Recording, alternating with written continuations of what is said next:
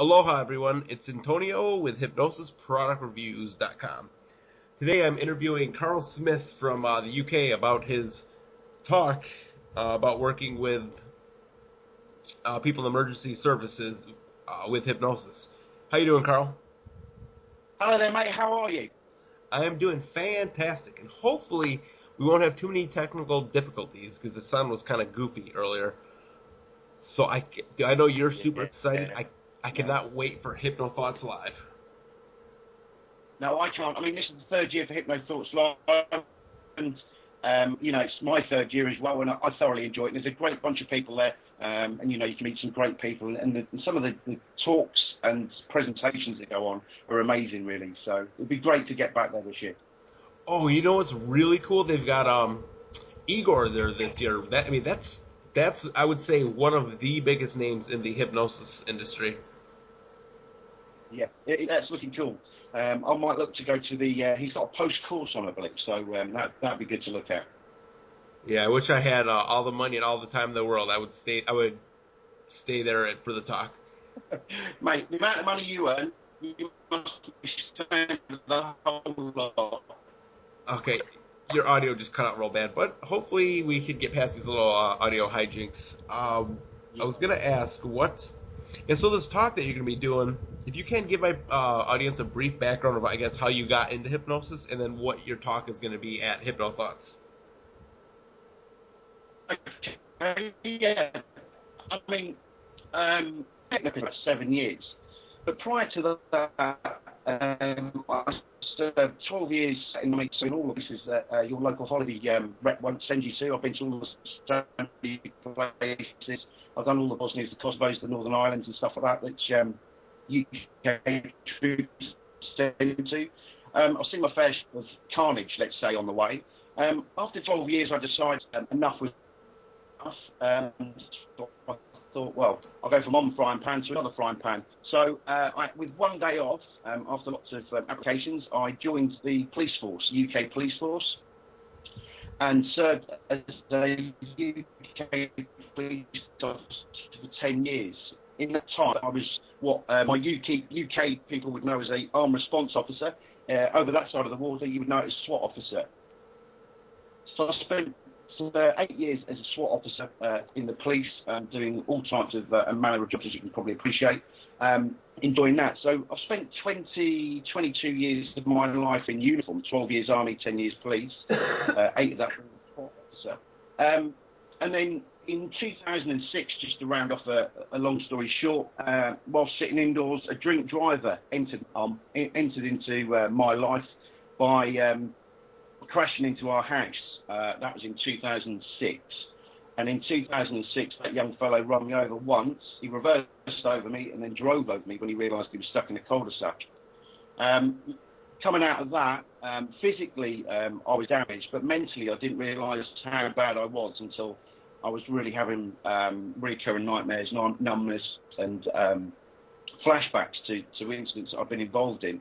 I went to see a hypnotherapist, and within a couple of sessions, what was diagnosed by a doctor here in the UK as post-traumatic stress disorder, a hypnotherapist, within a couple of sessions, started to change my perspective, started to change the way that I was, and it really reduced everything that was going on with PTSD. So for me, it turned from something I was never really interested in, apart from going to see the odd stage show when I was younger, into a passion. And that most people know me, they know it's more of a passion than anything, because hypnosis did change my life massively, which I travel the world teaching it, so it's all great. You know, it's funny that you mentioned about the drunk driver, or as you say, the drink driver. Yeah. Uh, I'm not sure if you're aware of this, but I remember Scott talking about Sandlin talking a couple times about how he got into hypnosis. Apparently, I think he was 17, 18. I could be wrong, but he was pretty young, and he had been in a pretty bad accident. All And right. the hypnosis, I think he had learned it mainly for pain control to help him with some really bad pain. Okay. Uh, what I um didn't realise. what day is your talk going to be on? Is it a pre-talk or a post? Well, I've got two really. I mean, for most people who know what I get up to, the pre-course. I'm going to be teaching my rapid techniques, the way that I do unraveling PTSD. I think that there's too much cloak and dagger stuff put over post-traumatic stress. So I deal with PTSD on a daily basis now. I actively go look out for people with severe anxieties, and I want to show people on my pre-course how I do that content-free and how I unravel PTSD. I'll be talking about rapid inductions and stuff like that. The main reason is because working in a military or emergency services environment, most of those guys and girls want a no-nonsense approach with stop the naughty noise as quick as you can. And I've worked for the largest largest emergency services charity for the past 6 years, and that approach has done me worlds of good, and it's amazing the response that I get. So that rapid response, the techniques that I use are very unique. For some people that are listening know what I do with my kinetic shift, a simple thing that I've put together, which unravels PTSD really. And as somebody who had PTSD, I can appreciate what it's like to just unravel it a little bit more. So that's the pre-course that I'm doing there that people can jump onto.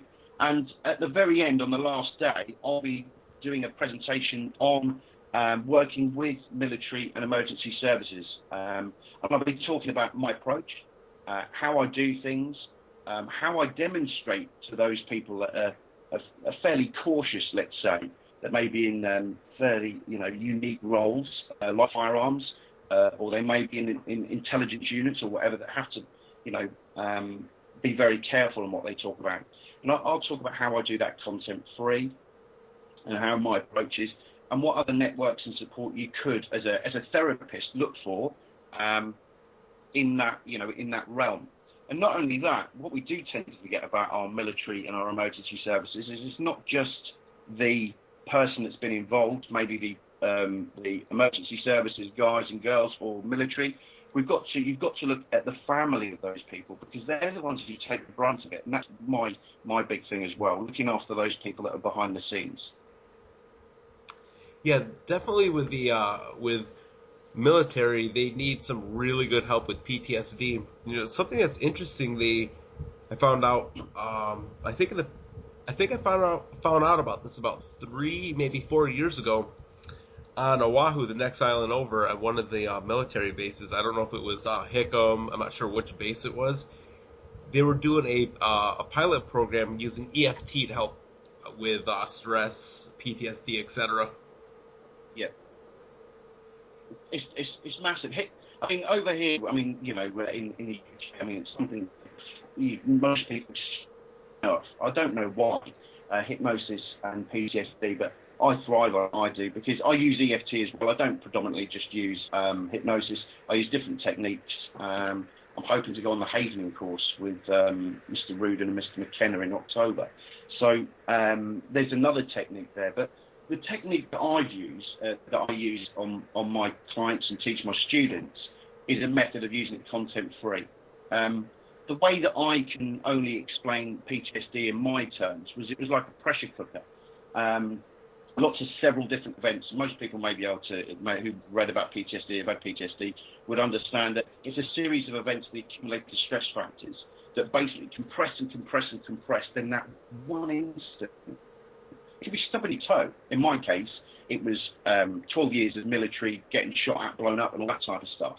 And then being run over in the sanctum of my own home, which threw me over the edge, which would do any normal person, I would suggest, but mine just was a catalyst for everything.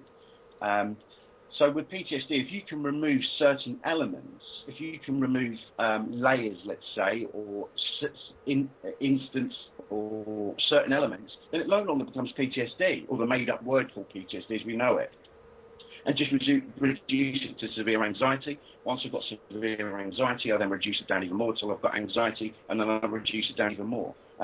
The label PTSD doesn't sit well with me.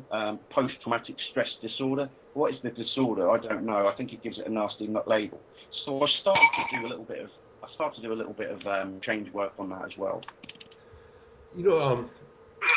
I just had a brain fart. I was going to say about Oh, about the PTSD, or however you want to call it, taking it down the levels.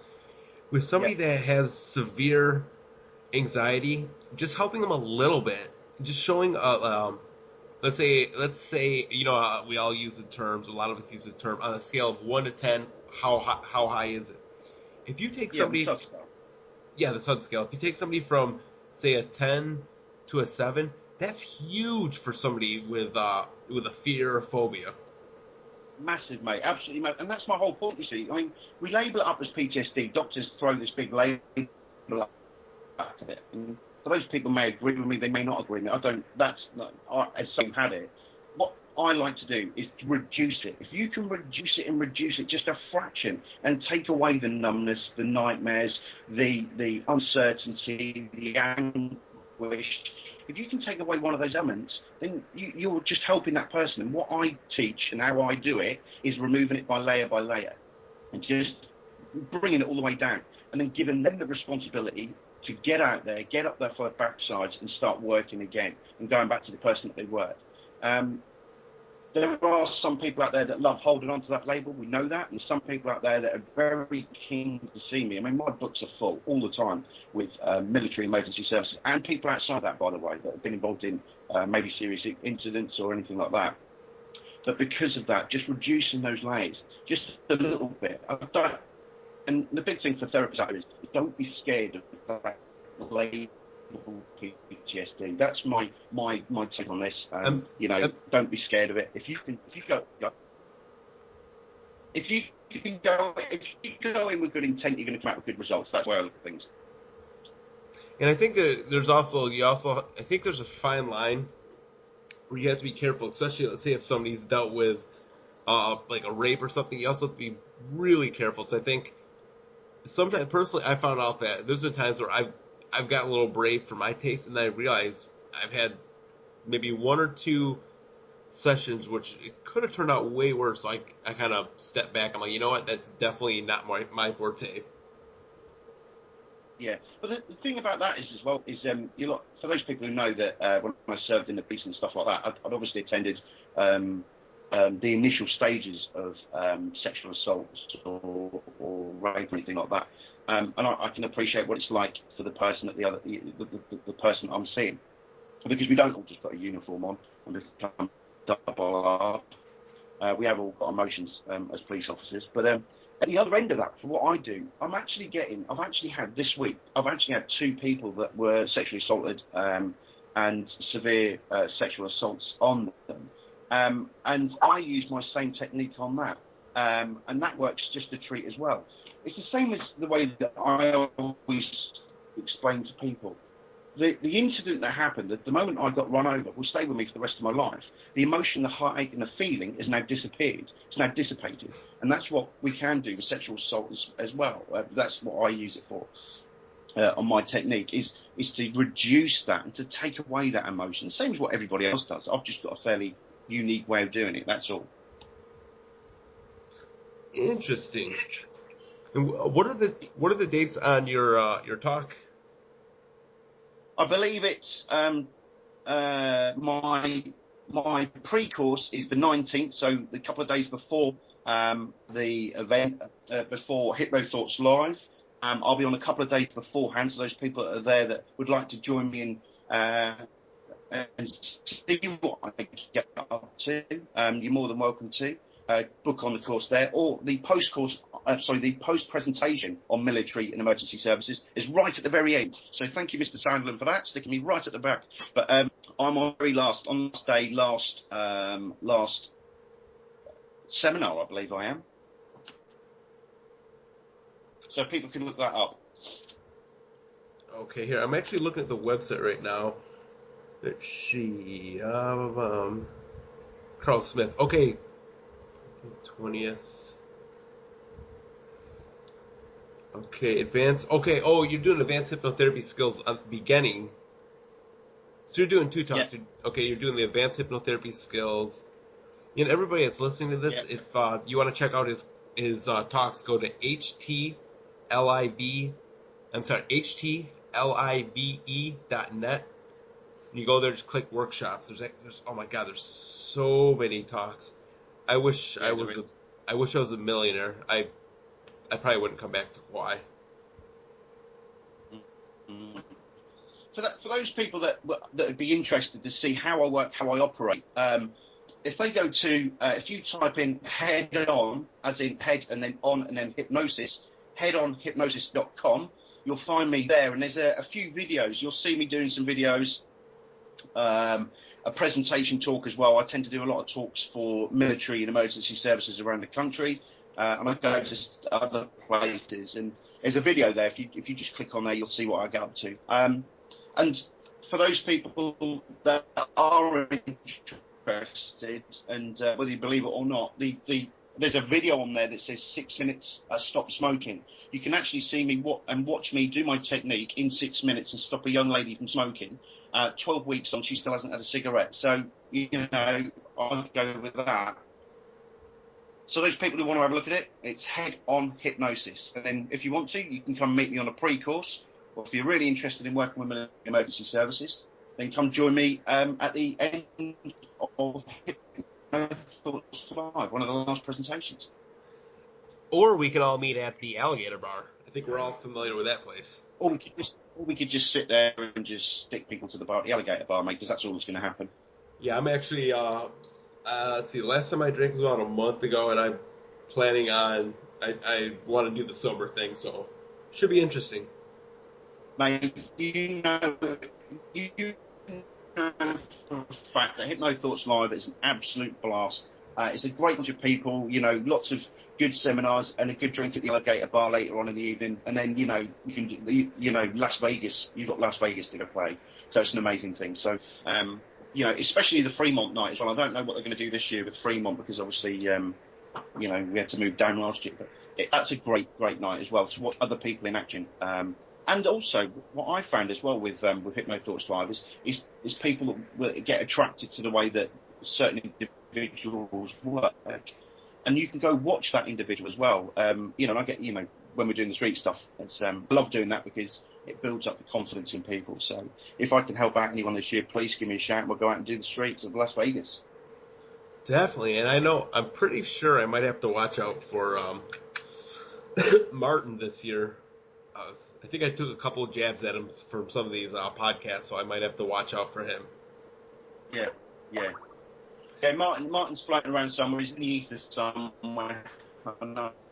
I poked him last night. I rubbed his ego last night by saying I do watch Martin, and I do look up to Martin. He's a lovely fellow, and we've had some great times. I've been to Denmark this year with him as well. Yeah, if you can understand him over his harsh Dutch language. Yeah, he's got sausage in his mouth normally, but you know what he's like. Then he's one of them European stuff. Oh, but hopefully Martin doesn't listen to this. That should be interesting, dude. I can't wait. It's gonna be an absolute blast. Everybody listening, go to htlive.net, or you can go to hypnothoughtslive.net. Go to the hypnothoughtslive.com. You go to the workshops tab, and you can see Karl's workshop on there. I can't wait. It's been a blast, and it's been a year since I've been on vacation. I'm looking forward to get away from this island for a little bit. Yes, mate. It would be great to catch up. And for those people that know me from Hypnothoughts Live from around the world, it'd be great. I can't wait to see you all. I'm off to Vancouver first. I leave here tomorrow, which is Sunday. The 10th, I fly out to Vancouver, and I'm out there teaching, and then I fly down to Vegas, and then go do some stuff down there. So it's all great stuff, and all for charity as well at the same time. Now, just do me a favor. Leave the bad weather back in England, and I'll try to bring some sun. Mate, we're in a heat wave over here. It's about 22 degrees Celsius over here at the moment, so it's great. Okay, what's 22 degrees Celsius? Oh, yeah, no, I've got to do this again, haven't I? Have a look at it. 71. 80, is it? That's 71 degrees. That's not a heat wave. That's heat wave over here. Jeez, that's cold. Or as the rest of the country, the rest of the world calls a good day. Yeah. No, that's an average for us, mate. No, we normally peak at about 30. We average about 35 over here, mate. But because of the weather systems and stuff like that, we always get a little bit of. You never know. I was in Scotland 4 weeks ago. Bearing in mind that we're in August, I was in Scotland 4 weeks ago, and there was snow on the mountain. So that's the type of random things that go on over here. That's not good. So you know what, folks? I will see everybody soon. One thing I love about HypnoThoughts Live. By the way, if you haven't signed up yet, do it. I just finished to book my hotels. What's today, the 7th? I'm a very last minute kind of person, which I'm pretty sure I could use hypnosis for it. Anyhow, if you haven't signed up, sign up fast, and I will see you guys there. Mate, it's been an absolute pleasure, mate, and it's great. It'll be great to see you and the rest of the guys as well.